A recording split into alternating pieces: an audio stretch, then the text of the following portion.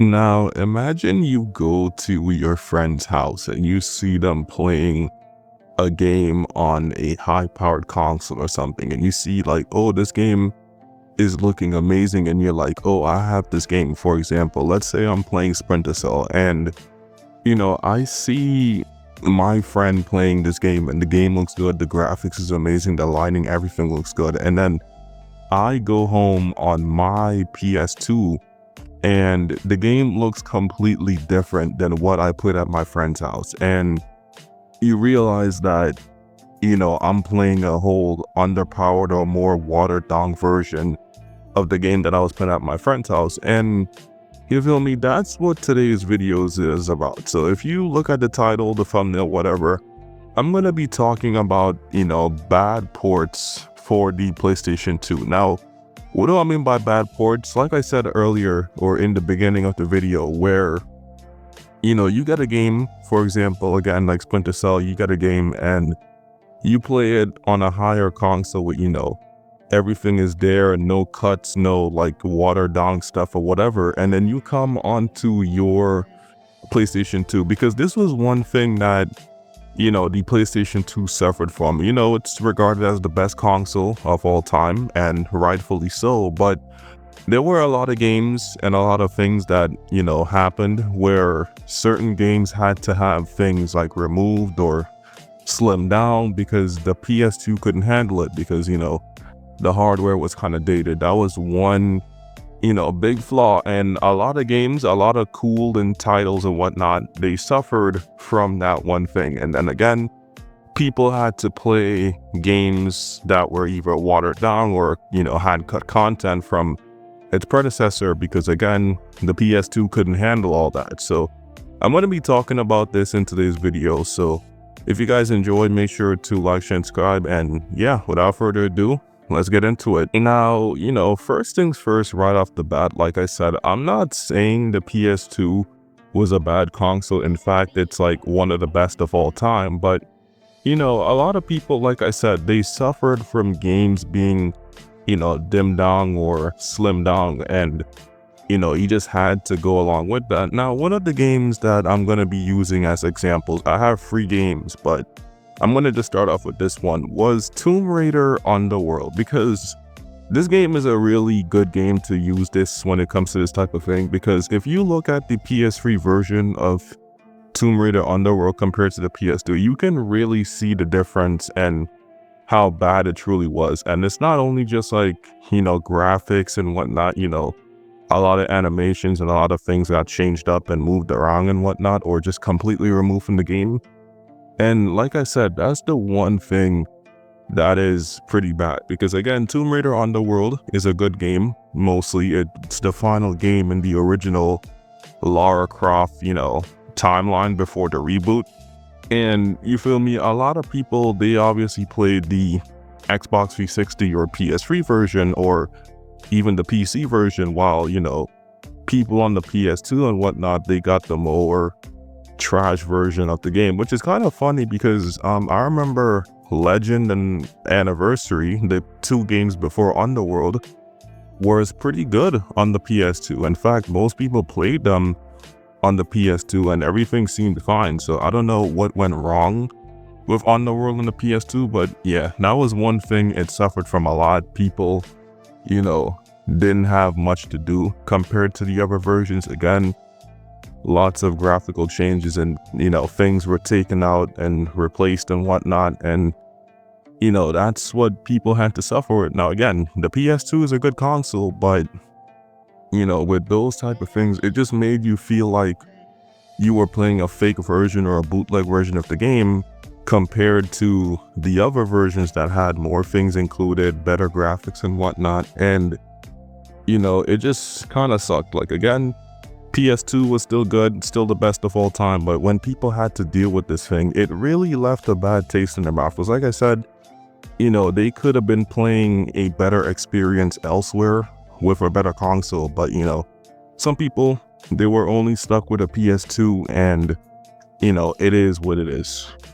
Let's talk about the Resident Evil 4 PS2 version. Now, this is a funny, PS2 game, because again, it suffered from the same things that, Underworld has. It's not too much, but it's definitely still there. But, like I said, it's funny because yes, the game still has the, horrible issues, like again, taking out stuff and putting in things and graphical changes and whatnot. But one thing about the PS2 version of Resident Evil 4, which makes it so goated, even if it was less powerful than the GameCube version, was the fact that, we got extra. We got separate ways. If you guys know what that is, it's the Ada DLC, where you basically play as, Ada Wong in the game, and you play from her perspective of what happens in the original story of Resident Evil 4. You get that.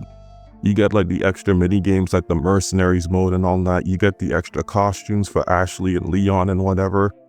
And, a lot of people always say that, yes, the GameCube version is better and whatnot. But, this is where you should give the PS2 version its flowers, because again, most of these things, if not all of them, were not in the GameCube version. I think it was only just the original story and that was it. But the PS2 version got more. So even if, you feel me, they did make graphical changes and taken out stuff and whatnot, the PS2, since it was more powerful than the GameCube at the time, we was able to get more, and it made RE4 feel like a complete game compared to the GameCube version, which only just had the story mode. So, that's like one way, the PS2 version shines compared to the GameCube version. All right, and last but not least, let's talk about Splinter Cell 2002, because this game is a game that suffered the most from this, honestly, because if you know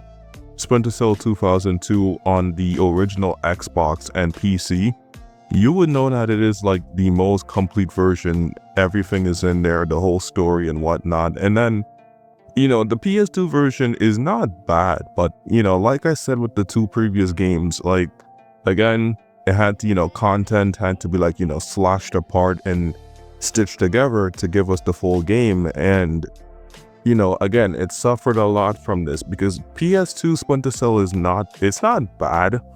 I played it, I did enjoy it a bit, but again, you always get that looming feeling like, something is missing and something is not there. And again, if you just look at comparisons and whatnot, you'll see how different the PS2 version is from like, the other versions. Now, there is one thing that the PS2 version did, which does make the story make a little more sense, and it was adding us that extra mission with the power plant or whatever from the first game, which again, it does give us more context and more for the story. But again, the game still had the issues that, we've been talking about this whole video, like, cutting out levels and taking out things and stuff like that. You feel me?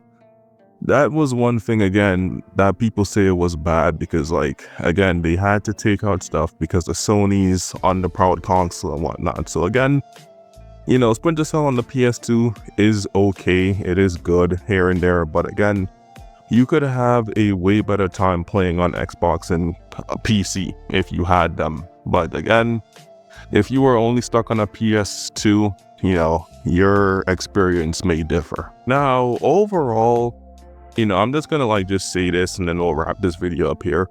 I'm not saying that the PS2, again, I said this in the beginning of the video, the PS2 is not a bad console. In fact, it's literally the best of all time. But, with the, challenges that it had, like, again, underpowered compared to like the Xbox and the PC back in those days, a lot of games suffered from, those changes and whatnot, because again, the games can still be enjoyable, but, again, it always feels like you're missing something, or it just feels, dimmed down, because again, on Xbox and PC and whatever, they were more powerful and they could handle more. So, that's why those games on the PS2 are not that great compared to the others. But again, I'm not saying the PS2 is all bad, because again, there is some games that are good on the PS2, obviously. And then even from like, for example, Splinter Cell, for example, Double Agent, the version that they made, the second version of Double Agent, it's actually almost identical to the Xbox version. They did way better.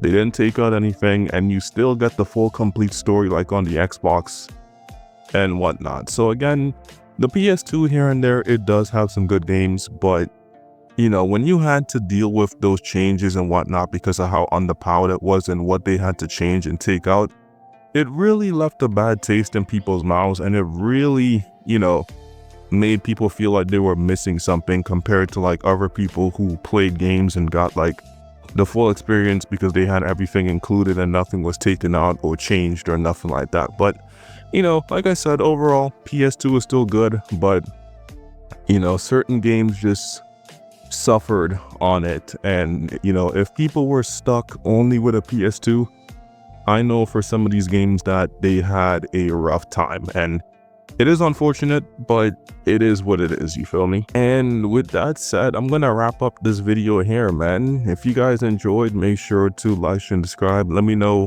what you guys think in the comments down below. Also, let me know your experience on PS2 with some of these games that were mentioned, or any game that, you know, is on another console but had to be like, you know, toned down or whatever, and you know, all that stuff. Let me know down below if you still enjoyed the game even with the limitations and whatnot. Let me know down below. Again, hit that like button, hit that sub button, turn on those notifications. We're trying to go crazy on this channel, you feel me? So if you are enjoying the content, you want other people to enjoy this content as well, you feel me? Again, hit that like button, hit that sub button, all that good stuff. And yeah, I'm residentevil. I'll see you guys in the next one. Take it easy and peace out. I'm out of here, man.